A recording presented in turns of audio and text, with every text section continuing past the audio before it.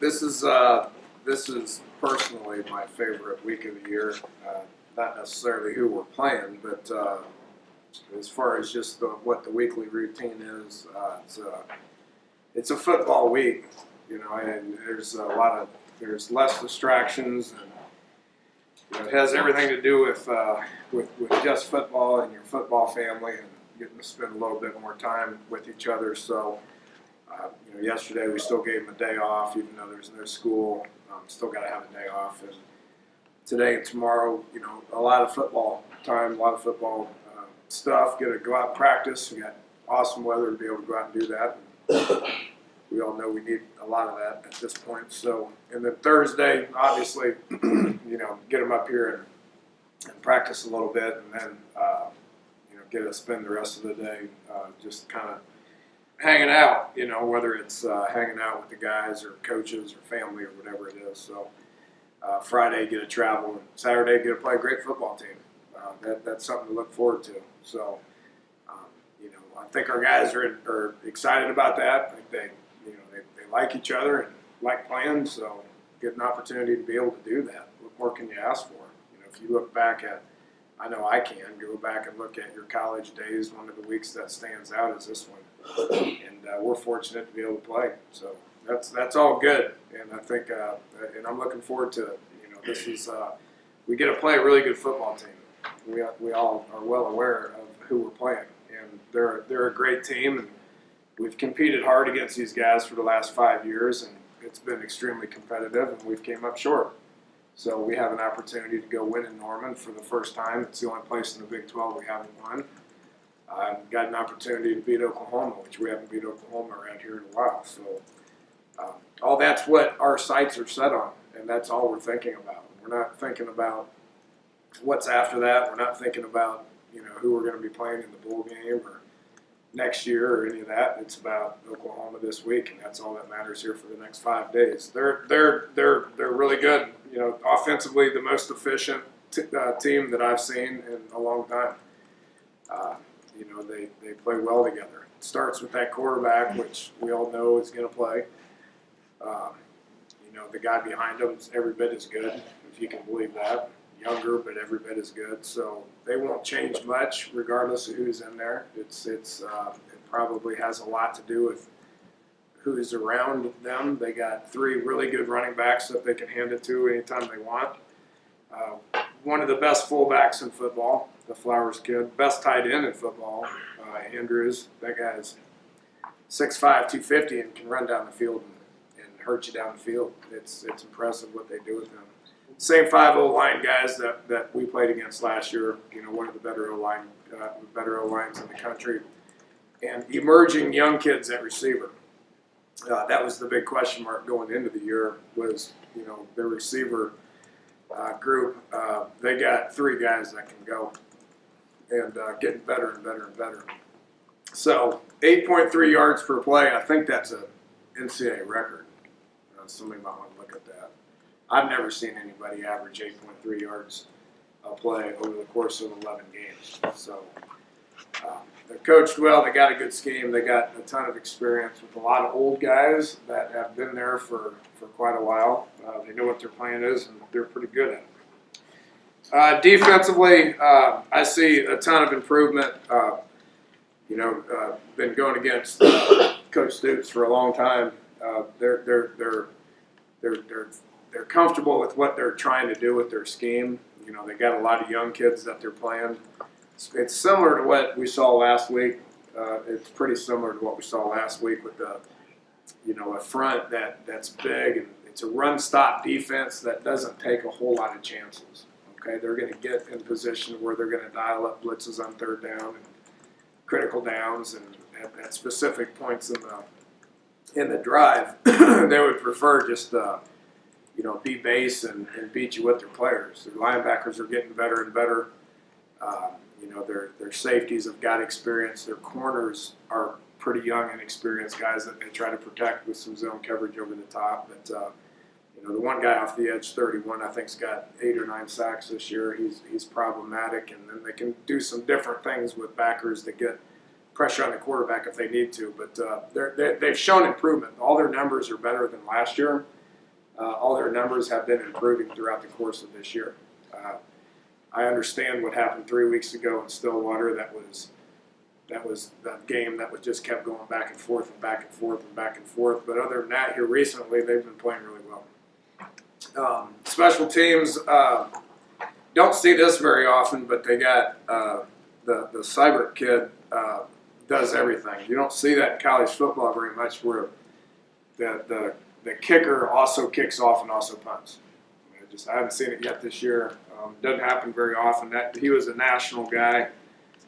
Does a great job with kicking. He's incredibly accurate. Kicks most of them into the end zone, and then does a good job with their punts as well. Coverage units are good. Got a lot of speed, and then their return units are dangerous as well. Got a bunch of different people that they can put back there. I was happy with our coverage units last week. It's going to have to be the same thing. We're going to have to get down the field and get those guys on the ground. I was happy with it last year. It needs to be probably a little bit more consistent, but with the same amount of effort this week as well. So we'll take some questions. Daniel, with a little bit of maybe extra practice time this week in this class, how important is that for Chris Chuganoff, and how much do you put on his plate going forward? Yeah, it's certainly going to help. Backup quarterbacks get about 20% of the reps. It's probably about the same everywhere. So, he got about 20% of the reps last week. So, getting him 80% of the reps, and then we'll give David Israel the other 20%. We need a backup quarterback to go in. David will burn his redshirt year. He needs to go in.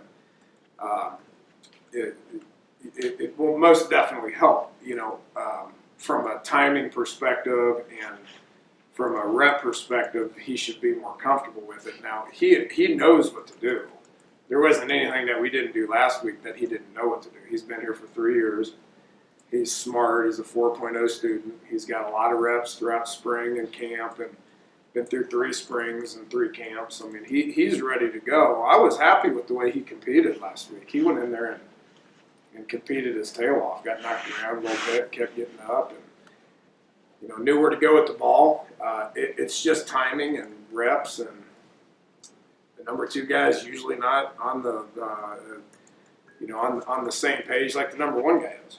It takes time. With that said, Chugs knows what to do, and he's going to go in. He's going to compete his tail off. I mentioned this in the press conference, and it's true. When that happens, people need to rally, and everybody around them needs to rally and play above what they're capable of playing, play above what they're used to playing. That's how you win those games. And although I was happy with what Chugs did, I think we need other people to be able to step up and play better. What about how the other players have been since that time toward Chugs? I think there is an element in the game, Mitch, that second quarter, I think everybody was like, oh crap. I think that's probably, the human element of what we do.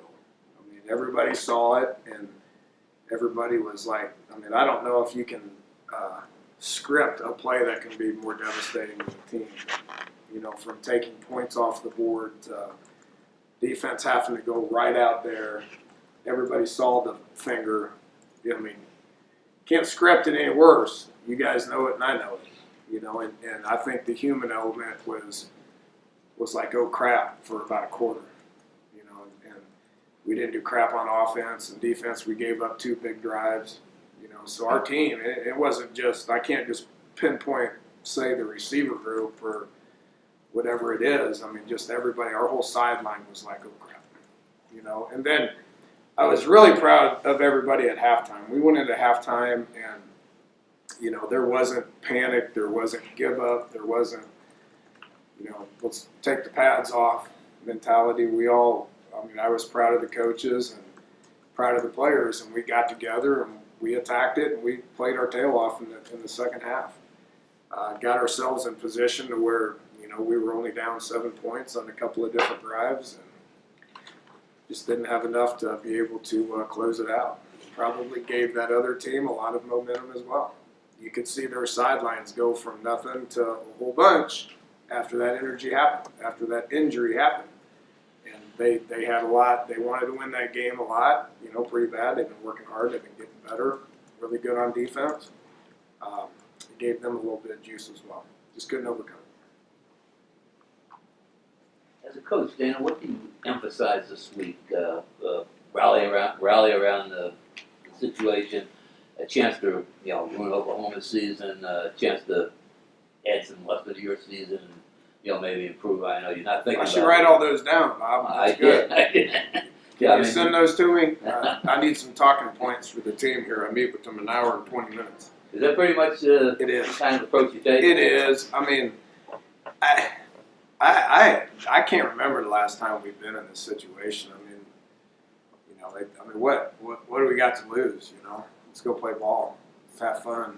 Let's rally around Chugs. Let's play our tail off. I mean, this season changes drastically. We can go win this one, right? I mean, nobody expects us to win. Everybody gets that. They're a great team.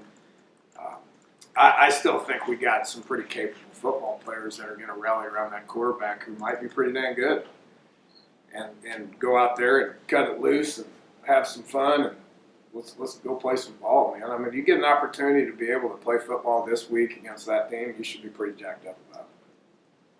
I don't think I'm going to have to do a whole lot for us to get up. We're in the postseason. We're going to be able to regroup in December. Recruiting starts Sunday. We know we're going to be on the road, not playing in that championship game. That was our goal. It didn't happen, but we still have things to look forward to. We got a good December ahead of us. We'll worry about December once December gets here. You have had some success running the football against this team. Does that become a focal point of your offensive strategy going into the game? Knowing that?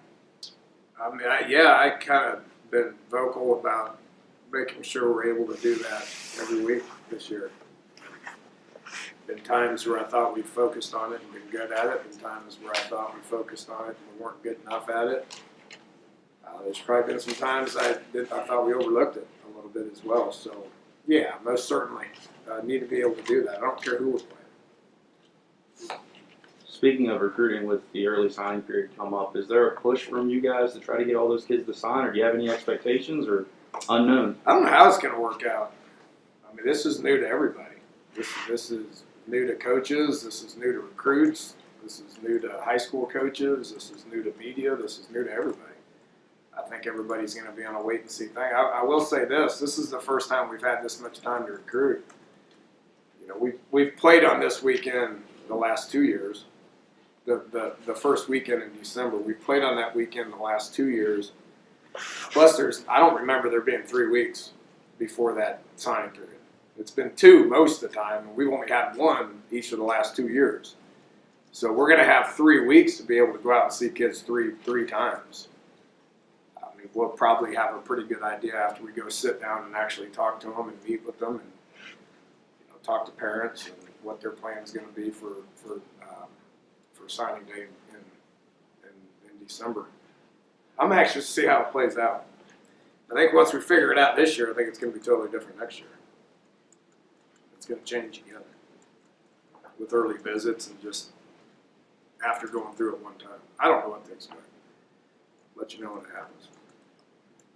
But it seemed like Chugs was twice, like literally a half beat away from the 4th down pass to Gary in the end zone that got tipped. That's far out to Quran.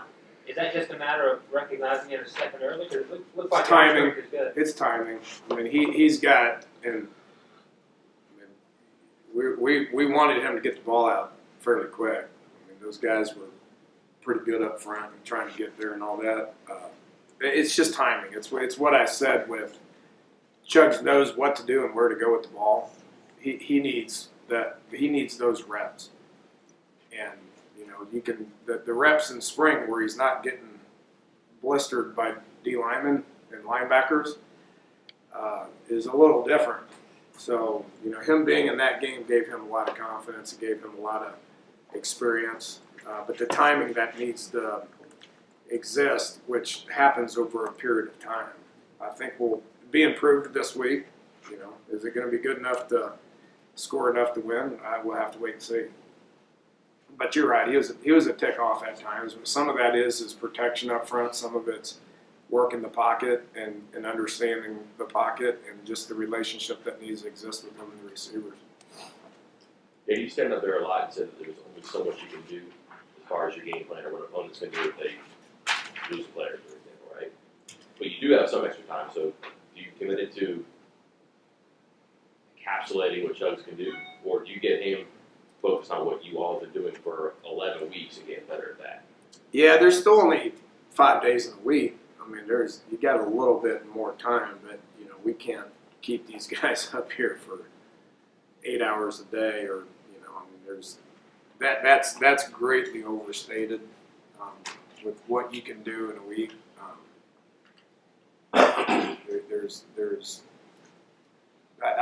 It certainly can't help. I mean, you're able to meet with them a little bit more, but just actual practice time, you can't go out there this time of the year and practice for 3 hours. You have no gas in the tank on Saturday, so you got to be careful with it. Just having the 80% of the starting quarterback reps will help a ton. There's some things that Chugs does a little bit better than Will. There's a lot of things that Will does a lot better than Chugs. So we got to identify that as coaches and do the best that we can to put him in position to be successful. Maybe you said yesterday that Will was going to be back, I guess, yesterday. Maybe you sat down, talked with him. Not yet. I am here this afternoon. He'll be up here in a little bit.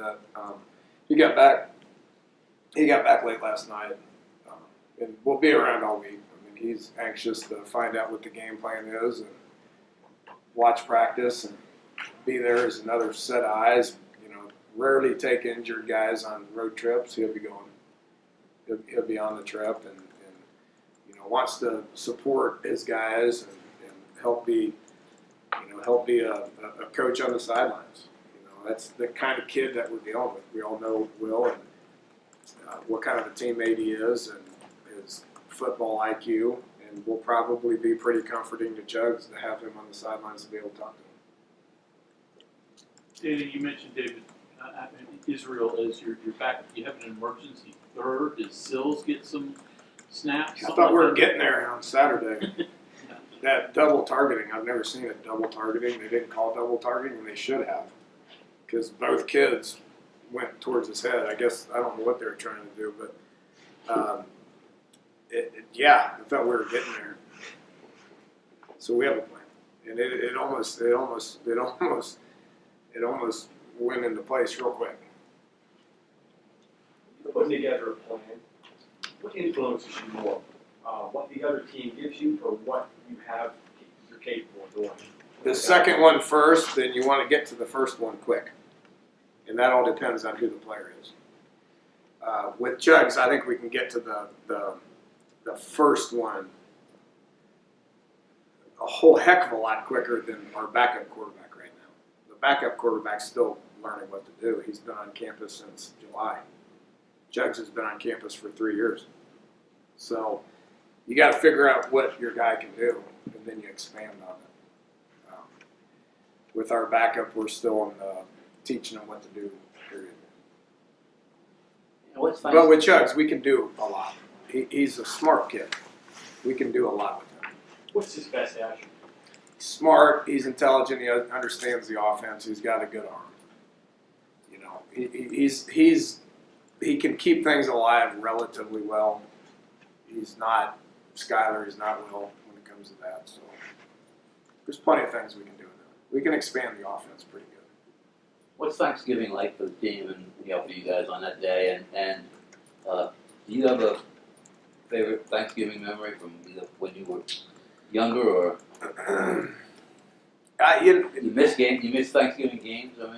I mean, do I miss the games? yeah, being on Thanksgiving. Being played on Thanksgiving? Yeah, I looked at the slate this year. I was kind of disappointed in it. I lived in Mississippi a little while, and the Egg Bowl was big. Living in Texas and Texas A&M was big. I don't know, at the NFL games, I remember growing up that it's always the Bears and the Lions or something like that, right? Cowboy. Packers, Cowboys. And that's what I referred to earlier. I mean, this week is, you got a little bit more time. There's there's less distractions, and towards the end of the week, you get to eat a bunch. And we will practice our guys in the morning. We'll be done by about 1, and then they need to go enjoy Thanksgiving. There's, I can't let guys really go home, but, guys like Tonkery, I'm sure is going to go down the road. And guys that are relatively close, they can go, and they probably fill their car up with a bunch of their teammates. Some guys like to go to their girlfriend's house or whatever that's relatively close. They need to be in their beds here on Thursday night. Other than that, they want to drive to Pittsburgh, and that's fine with me. Just got to be back in their beds on Thursday night. Guys that don't have anywhere to go, we know we got a whole lot of people that are not from here that are from a variety of places. Coaches open up their houses, their players, and a lot of players go over, and they're gonna have plenty of opportunities to eat.